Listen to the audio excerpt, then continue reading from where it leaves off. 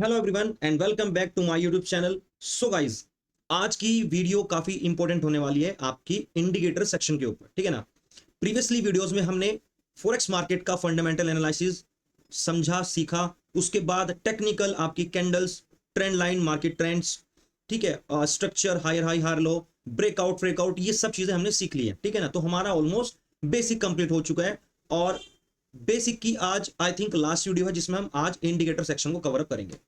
So guys, video start करने से पहले जो भी हमारे साथ न्यू स्टूडेंट जुड़ रहे हो वो हमारी वीडियो को शेयर, चैनल को सब्सक्राइब जरूर करिए, बेल आइकन जरूर दबाइए जिससे आप आने वाली इंफॉर्मेटिव एडवांस वीडियोस को मिस ना करें। ठीक है ना।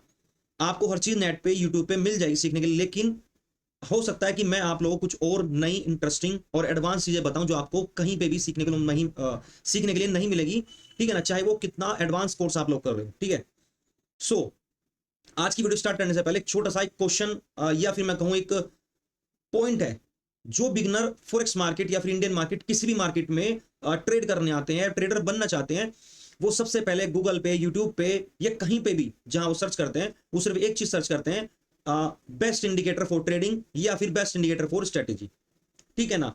फॉरेक्स में बिगनर सबसे पहले यही सर्च करते हैं कि बेस्ट इंडिकेटर कौन सा है और उस इंडिकेटर से क्या स्ट्रेटेजी है, कहां से एंट्री और हम ट्रेड्स कर सकते हैं।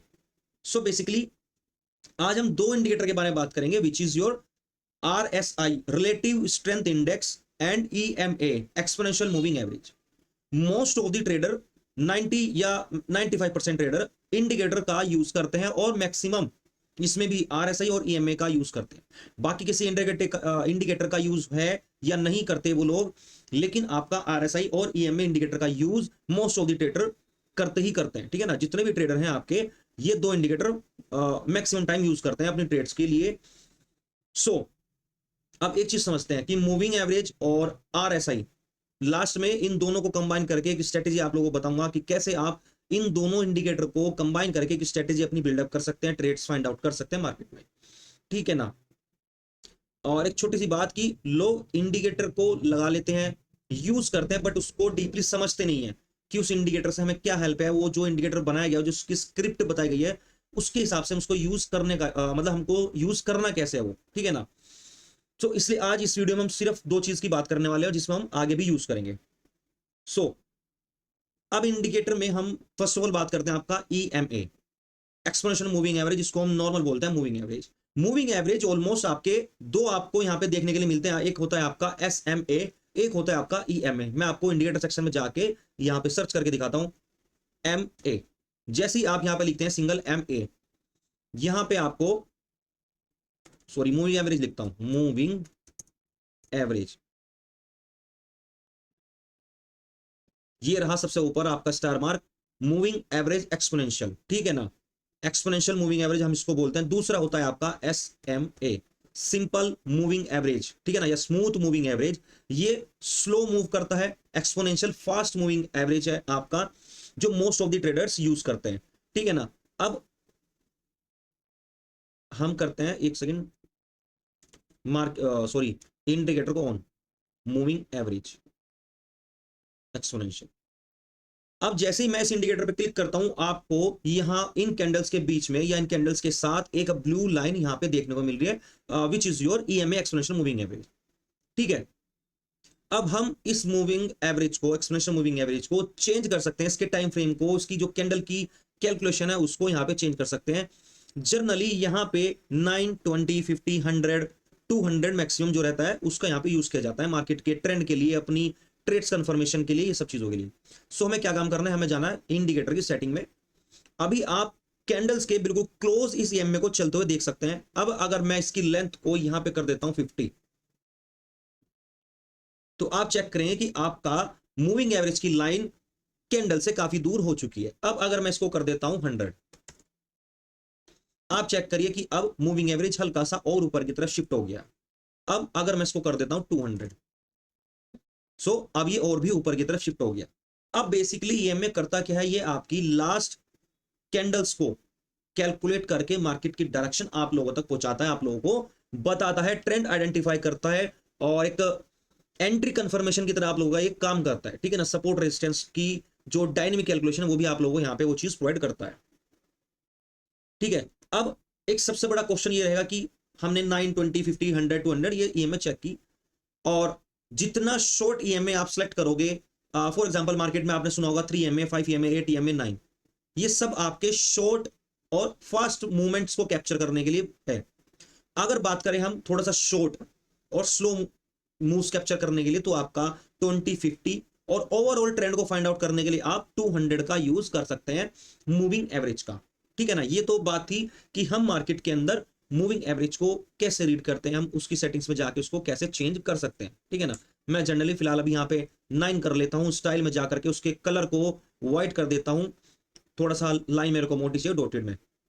ठीक है ना, डैश डैश, चलो एक प्रॉपर लाइन कर लेते हैं ऐसे, व्हाइट कलर। ओके, सो अब ये आपका 9 एक्सपोनेंशियल मूविंग एवरेज की लेंथ जो है 9 के अंदर आप लोग यहाँ पे देख सकते हो, जो बिल्कुल कैंडल के साथ अटैच होकर चल रही है। ठीक है ना, अब एक चीज यहां पर समझने वाली ये है कि हम यहां पे पता कैसे लगाते हैं, जब आपका जो मार्केट का प्राइस कंटिन्यू या फिर रनिंग प्राइस ईएमए के ऊपर है, इट मींस मार्केट अभी बाइंग साइड मूव कर रही है। इफ अगर मार्केट प्राइस आपकी ईएमए से नीचे की तरफ है, इट मींस मार्केट अभी सेल साइड है। ठीक है ना, जब जब मार्केट का जो प्राइस है आपकी ईएमए को ब्रेक करके नीचे जाएगा, नीचे की तरफ सस्टेनेबल रहेगा, तब तक मार्केट सेलिंग में रहेगी। जब आपका प्राइस आपकी ईएमए को क्रॉस करके ऊपर क्लोज करेगा और सस्टेनेबल रहेगा आपकी ईएमए से ऊपर की तरफ, तब तक मार्केट बाइंग में रहेगी। ठीक है ना, तो ये एक डायरेक्शनल की तरह काम करता है, आपको एक डायरेक्शन देने का काम यहां पे करता है आपका ईएमए इंडिकेटर। ठीक है ना, अब यहां पे देखो स्ट्रेटेजी बनती है कि ईएमए क्रॉस ओवर पे स्ट्रेटेजी हो गई। फॉर एग्जांपल मैं आप लोगों को जो मोस्ट फेमस स्ट्रेटेजी है आपकी 920, मैं आप लोगों को यहां डिस्कस करता हूं। सो एक इंडिकेटर हमारे पास 20 है और दूसरा इंडिकेटर हम लेंगे ईएमए एक और 9। चलो हम एक काम करते हैं, रिबन ले लेते हैं, हम इसको करते हैं डिलीट। इंडिकेटर सेक्शन में जाओ और एमए रिबन पे क्लिक करो, मूविंग एवरेज रिबन। अब आपको सबसे पहले आ जाना इसकी सेटिंग में, सेटिंग में आने के बाद आपको यहां पे करना है ईएमए, सेकंड वाले में करना है आपको ईएमए, बाकी दो कर देनी है शट डाउन। और फर्स्ट ईएमए आपको रखनी है 9, सेकंड ईएमए रखनी है आपको 20। ये 920 वन ऑफ द मोस्ट वायरेबल चीज जिसको हम बोल सकते हैं, one of the most viral चीज है, सब लोग जानते हैं 920 फॉर्मूला के बारे में। ठीक है ना, तो 9 को हम कर लेते हैं यहाँ पे ग्रीन और 20 को कर देते हैं रेड। जब भी ग्रीन रेड को क्रॉस करी यहाँ पे एंट्री बनी। सो अब एक बेसिक फॉर्मूला है आपका 920 का या फिर किसी भी मूविंग एवरेज का क्रॉस ओवर। जब जब आपकी छोटी शॉर्ट पीरियड की शॉर्ट लेंथ की ईएमए आपकी लॉन्ग लेंथ की ईएमए को ब्रेक करे, ठीक है ना, जब भी दोनों आपस में क्रॉसिंग करे, जब छोटी वाली आपकी बड़ी वाली ईएमए क्रॉस करे, तब आप वहां पे एंट्री बनाते हैं। ये नॉर्मल फंडामेंटल या उसका टेक्निकल बेस है कि जब जब क्रॉस ओवर करेगी मार्केट नीचे या फिर ऊपर की तरफ मूव करेगी। जैसे हम यहाँ पे देख सकते हैं कि यहां से आपकी ईएमए ने ऊपर की तरफ क्लोजिंग दी, ये जो ग्रीन वाली जो छोटी 9 वाली लेंथ है, इसने आपकी रेड वाली 20 EMA के ऊपर क्लोजिंग दी और उसके बाद कंटिन्यूसली मार्केट ऊपर की तरफ रही। तो यहाँ पे अगर आप इंडिकेटर ट्रेडिंग करते हैं तो उसके बेस पे आप यहाँ पे ट्रेड ले सकते हैं, बट एसएल, सपोर्ट, रेसिस्टेंस और भी कुछ और पॉइंट्स का यहाँ पे होना आवश्यक है। खाली एक सिंगल ईएमए बेस पे आप ट्रेड नहीं ले सकते। ठीक है ना, दो इंडिकेटर दोनों के बेस पे एक स्ट्रेटेजी मैंने आपको कहा है कि वीडियो के लास्ट तक बने रहिए, मैं आप लोगों को बताऊंगा। उसके बाद यहां पे इस जगह ग्रीन ईएमए ने आपकी रेड ईएमए को क्रॉस किया, उसके बाद कंटिन्यूसली मार्केट नीचे की तरफ फॉल की साइड रही। यहां से क्रॉस किया तो मार्केट ऊपर की तरफ रही, यहां से क्रॉस किया हल्का फुल्का मूवमेंट नीचे आया, साइड जाने के बाद यहां से वापस क्रॉस किया तो मार्केट ऊपर की तरफ शिफ्ट हो गई, मार्केट ऊपर की तरफ मूव करती रही। यहां से क्रॉस किया, अब मार्केट नीचे की तरफ मूव कर रही है और करती रहेगी। अब करती रहेगी सॉरी करती रहेगी का जो मतलब है वो ये है कि यहाँ पे आपके पास सपोर्ट रेजिस्टेंस फिबोनाची के कोई इंपॉर्टेंट लेवल, पिवट पॉइंट्स के कोई इंपॉर्टेंट लेवल, आरएसआई का कोई आपके पास डाइवर्जन लेवल, जो भी आप इसके साथ यूज करते हैं आपके पास वो होना चाहिए जिससे आपकी एंट्री एग्जिट एक कंफर्मेशन एरिया में रहे। सो अभी हमने सिर्फ बेसिक समझा कि हम ईएमए का यूज कैसे कर सकते हैं। ठीक है ना, देखो छोटी मोटी गलती हो जाएगी मेरे से अगर बोलने में, तो थोड़ा सा एडजस्ट करना क्योंकि मेरे पास इतना समय नहीं है कि वीडियो एडिट कर पाऊं। ठीक है ना, सो आई थिंक सो ईएमए का हमने सारा पढ़ लिया, हमने क्रॉस ओवर पढ़ लिया है, उसके बाद हमने सिंगल सिंगल पढ़ लिया। ठीक है, हाँ। अब 9 और 20 का मैंने आप लोगों को क्रॉस ओवर बता दिया है, बुलिश और बियरिश कैंडल को भी बता दिया। अब इसके अंदर जो जो मेन पॉइंट्स है वो मैंने आपको बताए। अब मेन चीज की हम बात करते हैं आपका आरएसआई, रिलेटिव स्ट्रेंथ इंडेक्स। अब जैसे कि आप नाम से समझ पा रहे हो स्ट्रेंथ इंडेक्स, तो यहां पे ये एक सबसे इंपॉर्टेंट रोल प्ले करता है स्ट्रेंथ के बारे में कि मार्केट की क्या स्ट्रेंथ है, कितनी उसमें जान है ऊपर जाने की और कितनी बेजान है मार्केट की वो नीचे आ रही है। ठीक है ना, मतलब अगर आप पुश कर रहे हैं जान है तो मार्केट ऊपर जा रही है और बेजान है तो मार्केट नीचे की तरफ आएगी। सो अब आरएसआई को हम समझते हैं। सबसे पहले आपको जाना है अपने इंडिकेटर सेक्शन में और यहां पे लिख लेना है आपको आरएसआई। सो आपके सामने यहाँ पे बुक मार्क होगा, मतलब मैंने किया हुआ है, आप भी कर लीजिए, रिलेटिव स्ट्रेंथ इंडेक्स। में जैसे यहाँ पे इसको क्लिक करता हूं आपके सामने कुछ इस तरह से सॉरी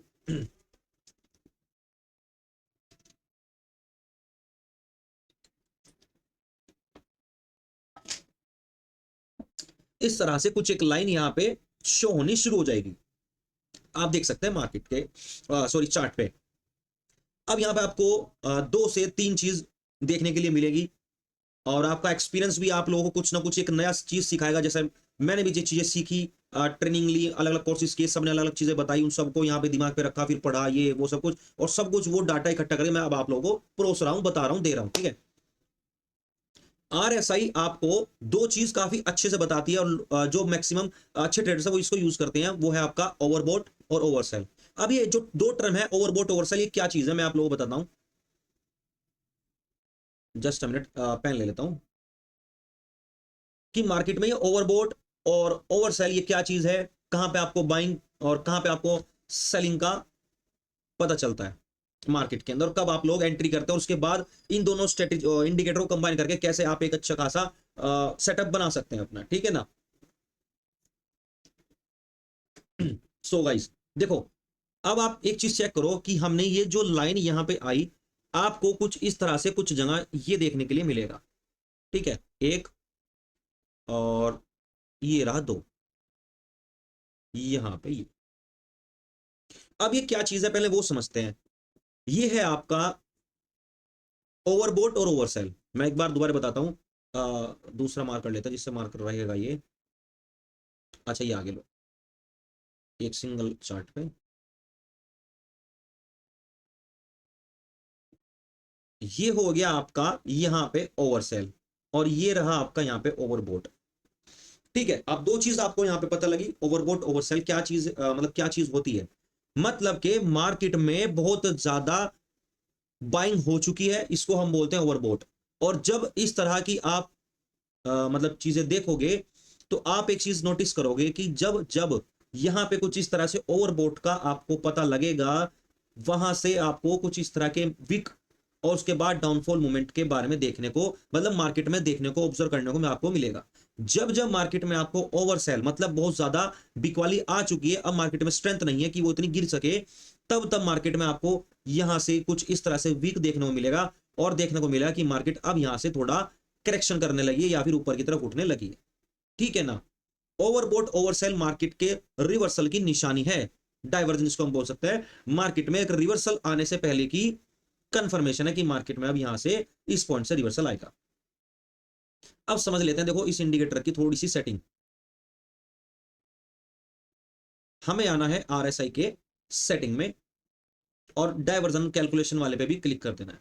तो यहां पे मैक्सिमम टाइम आप लोगों को चीजें यहां पे ड्रॉ करनी नहीं पड़ेगी, वो पहले ही मतलब के ड्रॉ हो जाएंगी। ठीक है ना, जहां जहां पे मार्केट का डाइवर्जन होगा, जहां जहां पे वो लूज पड़ने लगेगी, वो चीज आप लोगों को यहां से दिखने लगेगी। ठीक है ना। अब ओवरबॉट ओवरसेल आपको पता कैसे लगेगा वो तो आपने यहां पे देख लिया, लेकिन इसकी एक कैलकुलेशन और भी है जो मैं आप लोगों को बताता हूं। आप देख सकते हो कि अगर हम इस इंडिकेटर को थोड़ा सा बड़ा कर लेता हूं जिसमें आप लोगों को समझाने में आसानी हो, मार्कर आप चेक करिए कि ये जो पॉइंट था वो अगर हम बात करें तो ऑलमोस्ट आई थिंक 85 के आसपास होगा। तो ये आरएसआई की जो कैलकुलेशन स्टार्ट होती है वो होती है आपकी 0 से लेके 100 तक। यहां पे आपका 0 होगा, यहां पे आपका 100 होगा। ठीक है, लेकिन आपका जो आरएसआई की लाइन होगी वो सिर्फ 2 एरिया के बीच होगी, विच इज 70। अगर मार्केट ये जो आपकी लाइन है अबव 70 जाएगी तो इट मींस मार्केट ओवरबॉट है, मतलब कि बहुत ज्यादा बाइंग हो चुकी है। और अगर आपकी आरएसआई की लाइन बिलो 30 जाएगी, जैसे कि यहां पे गई हुई है बिलो 30, इट मींस यहां पे काफी बिकवाली आ चुकी है और मार्केट ऊपर जाएगा। ठीक है ना। तो ये रहा आपका 30 और ये रहा आपका 70 और मार्केट में आपका 0 to 100 ये यहां पे कॉमन रहता है। लेकिन अब अगर मैं अपने एक्सपीरियंस की बात करूं तो अब जैसे मार्केट धीरे धीरे एडवांस होता जा रहा है, लोग एडवांस हो रहे हैं, ट्रेडर्स एडवांस हो रहे हैं, मार्केट भी डे बाय डे अपने आप को कन्वर्ट कर रहा है, चेंज कर रहा है। अब आपको क्या चीज देखने को मिलता है मैं वो बताता हूं। आपको इंडिकेटर सेक्शन में आना है और इसकी सेटिंग में जाना है आपको। यहां पे आपको देखो ये लेवल देखने को मिल रहा है कि आरएसआई अपर बैंड 70, मिडल 50 ये रहेगा और 30।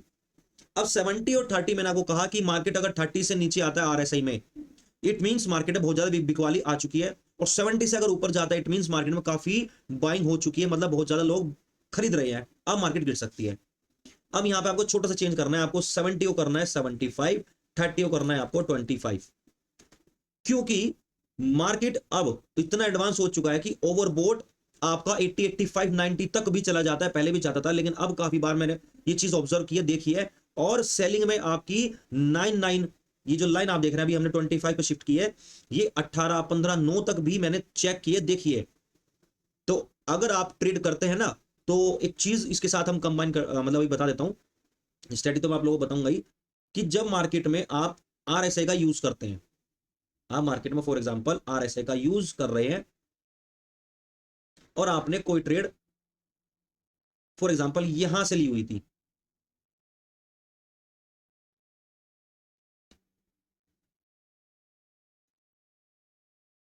ये लो, आपने कोई ट्रेड यहां से प्लान की, अरे यार ये लो, देखो आपने कोई ट्रेड यहां से प्लान की, ठीक है ना, यहां से आप बाइंग करते रहे करते रहे करते रहे, मतलब आपने जो यहाँ पे बाइंग वाली ट्रेड ली थी, आपने उसको होल्ड करके रखा, क्योंकि आपके पास दो रीजन थे कि मेरा आरएसआई मूव कर रहा है अबव 50, ठीक है, अबव 50 मूव कर रहा है, और मैं उसको होल्ड रख सकता हूं 70, 75 तक, जब तक मेरे को ओवरबोट का सिग्नल नहीं मिलता। तो मार्केट देखो यहां से बाइंग चल रही है, चल रही है, बाइंग आ रही है, आपने होल्ड किया हुआ है, अच्छा खासा प्रॉफिट कैप्चर कर रहे हैं, लेकिन सडनली आपके इस एरिया पे, अगर हम इस एरिया को मैच करें यहाँ पे इस वाली कैंडल से, ये जो ग्रीन वाली, यहाँ पे आपको क्या देखने को मिलता है कि मार्केट रिवर्स होने का सिग्नल आपको यहाँ पे मिल गया है, क्योंकि मार्केट ने आप ओवरबोट आप लोगों को बता दिया है। तो आप क्या काम करेंगे, अपनी ट्रेड को यहाँ पे एग्जिट करके निकल जाएंगे, क्योंकि मार्केट ने मतलब आरएसआई ने आपको इंडिकेट कर दिया है कि आपका आरएसआई 75 के नियर अबाउट आ चुका है, बल्कि इससे ऊपर जा चुका है। अब आपको अपनी पोजीशन को एग्जिट करना है, प्रॉफिट बुक करना है, उसके बाद आप देख सकते हैं मार्केट में सेलिंग आई है। उसी का अपोजिट अगर हम बात करें, जहां पे बिकवाली थी ये, फॉर एग्जाम्पल आप लोगों ने यहां से वो ट्रेड प्लान किया, यहां पे आपने मार्केट सेल की, सेल करने के साथ आपने उस पोजीशन को होल्ड रखा, होल्ड रखा, होल्ड रखा, होल्ड होल्ड होल्ड होल्ड, लेकिन आप चेक करते हैं कि आपने जब आरएसआई का यूज किया, आप यूज कर रहे हैं कि आपके 25 वाले पॉइंट पे आरएसआई टच कर चुका है, बल्कि उससे नीचे 24, 23 गया है। तो आपको जहां पे भी जिस कैंडल में हुआ ये, इस वाली कैंडल में आपको यहां पे उसको क्लोज कर लेना अपनी पोजीशन को, तो आप अपना इतना प्रॉफिट बुक कर पाएंगे, ठीक है ना। सो इस चीज से हमें पता लगता है कि आरएसए का हम यूज करते हैं अपने प्रॉफिट बुकिंग के लिए। मार्केट के अंदर आने वाले रिवर्सल का हमें पता लग जाता है, मार्केट के अंदर बहुत ज्यादा बाइंग हो चुकी है, मार्केट के अंदर बहुत ज्यादा सेलिंग हो चुकी है, हमें इन सब चीजों का यहाँ पे आरएसए के हिसाब से पता लगता है। अब लास्ट में वो चीज जो मैंने आपको कहा कि लास्ट हम इन दोनों को कंबाइन करके एक स्ट्रेटेजी के बारे में डिस्कस करेंगे। एक रफली स्ट्रेटेजी आप लोगों को बताता हूं इन दोनों कंबाइन करके। मोस्टली आप एक चार्ट पे 3 इंडिकेटर अप्लाई नहीं कर सकते, अगर आप फ्री का ट्रेडिंग भी यूज कर रहे हैं, जैसे कि मैं गरीब आदमी फ्री का ट्रेडिंग इंडिकेटर ट्रेडिंग भी यूज करता हूं, तो मैक्सिमम मैं अलग अलग चीजों के हिसाब से करता हूं। तो आप एमए रिबन के अंदर जाके 920 एम लगा सकते हैं, और सिंगल यहाँ पे आ रहा है, तो आपके 2 इंडिकेटर लग गए। अब आप ट्रेड कैसे कर सकते हो, सबसे पहले आ जाओ यहाँ पे,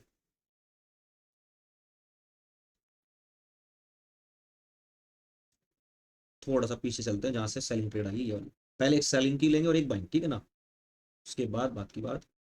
अब मार्केट में कहां से क्रॉस ओवर हुआ हमें चेक करना है, ये रहा, ये पॉइंट आपका क्रॉस ओवर का था कि जब आपकी ग्रीन ईएमए ने 9 ईएमए को क्रॉस अप किया, ठीक है ना, क्रॉस आउट किया, आप यहां से शॉर्ट सेल या फिर शॉर्ट पोजीशन करते हैं, जिस कैंडल में आपका मार्केट ने क्रॉसिंग दिया उसका हाई एज एसएल आप लोग रख सकते हैं। अब उसी कैंडल का उस टाइम पे आप आरएसआई चेक करिए क्या था, उस टाइम आरएसआई था 42, आप लास्ट में देख सकते हैं यहाँ पे नंबरिंग आएगी, जब मैं यहाँ पे कर्सर रखूंगा इस कैंडल के अकॉर्डिंग, यहाँ पे उस टाइम था 40, सॉरी 47, इट मींस 50 से लो था, मार्केट में कंफर्म था कि एक अच्छी खासी सेलिंग हमें देखने के लिए मिल सकती है, लेकिन आपका स्टॉप लॉस मतलब loss part of a game है, मार्केट रिवर्स हुई और आपका ऐसा हिट किया, कोई बात नहीं। अब बात करते हैं इसकी रिटेस्ट की। अगर आपका कैंडल नीचे की तरफ आ चुकी है, ईएमए ने क्रॉसओवर भी कर दिया, उसके बाद मार्केट ऊपर गई रिटेस्ट के लिए या फिर आपका ऐसे हिट कर दिया, मार्केट ने मूवमेंट करना शुरू किया सेम डायरेक्शन में जहां पे वो क्रॉसओवर हुई और ग्रीन ईएमए के साथ चल रही है। अब आपको यहां पे देखना है कि आपको कोई भी एक रिटेस्ट कंफर्मेशन कैंडल यहां पे मिल जाए जिससे आप अपनी एंट्री कर सके उस डायरेक्शन में, आपसे मिस ना हो और आरएसआई भी आपके फेवर में हो। सो यहां पे भी कोई एक रिवर्सल कैंडल पैटर्न नहीं है, यहां पे भी नहीं है, यहां पे भी नहीं है, बस एक, हाँ ये हम मान सकते हैं एक ग्रीन, उसके बाद इस वाली कैंडल को इस कैंडल ने एंगल्फ किया है और साथ में आपकी ईएमए भी नीचे की तरफ ही मूव कर रही है, इट मींस सेलिंग कंफर्मेशन आपके पास है। आप अगर इसकी ईएमए चेक करते हैं तो आई थिंक सो 46 मतलब कि 50 के लो में है, आप यहां से अपनी ट्रेड प्लान कर सकते हैं। लो से एंट्री, इसी कैंडल का हाई एज अ एसएल आप ट्रीट कर सकते हैं। उसके बाद जब तक आपका आरएसआई और जब तक आपकी ईएमए आपकी 20 ईएमए से नीचे चल रही है तब तक आप इस एंट्री को होल्ड रख सकते हैं, मतलब अपना प्रॉफिट होल्ड कर सकते हैं, और जब जब मार्केट जितना नीचे गिरता चले आपको प्रॉफिट होता रहेगा। लेकिन अब मैं देखता हूं कि इस ट्रेड को होल्ड करने के साथ साथ यहां पे कहीं इस पॉइंट पे आरएसआई मेरे 25 से लो में आ चुका है, मतलब 22 देख सकते हैं आप, इस यहां पे लास्ट में 22 आपको शो होगा, यहां पे कहीं ना कहीं 21 22 आ चुका है, इट मींस इस कैंडल पे मुझे अपने ट्रेड को क्लोज करना होगा, दैट्स क्लियर। अब मार्केट ने वापस आपकी ईएमए को यहां पे क्रॉस किया, आपकी रेड वाली ईएमए को क्रॉस किया 9 ईएमए ने। अब आप चेक करिए कि आपकी आरएसआई कहां पे है, आपकी आरएसआई अबव 50 होनी चाहिए, बस यहां पे हमें आरएसआई मिलती है 54, यहां कोने में आप चेक करिए, देखिए ये इस टाइम थी 54 53 54, ठीक है।